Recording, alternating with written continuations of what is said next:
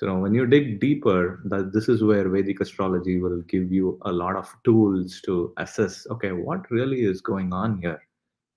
How could we explain these two signs that everybody says are so incompatible? Should never be together, but they are extremely fond of each other and they are living together as the most happy couple.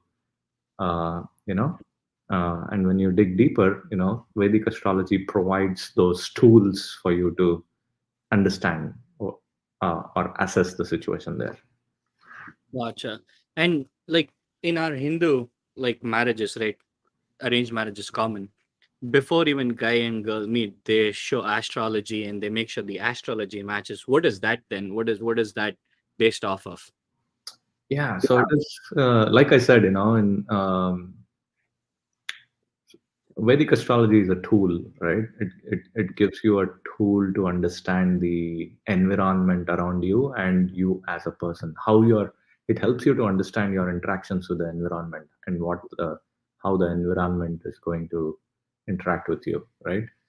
Um, so you use the tool to understand a personality of a male and a female, and there are certain empirical observations that have been recorded in the texts, in the Vedic astrology texts, that you use to then make these calculations and understand whether it's a compatible match.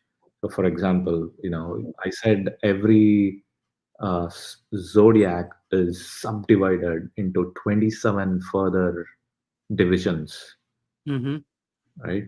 Um, so it gives, I'm sorry, not 27 further divisions. Every zodiac is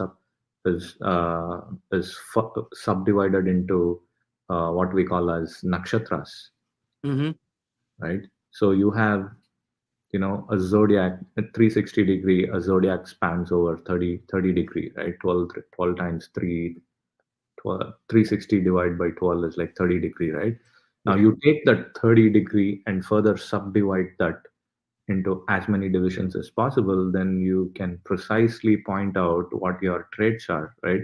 Now each division is ruled by a particular deity, and the characteristics of the deity and the expectations from the deity will give a hint of where this person's personality and mind is inclined to, right? Now you Mm-hmm. take those characteristics and then you understand the person that you're trying to match with, and then see if there is a compatibility there in terms of similarities with the characteristics of this deity and as against the characteristics of the other ruling person, right? A simple example would be America gets along well with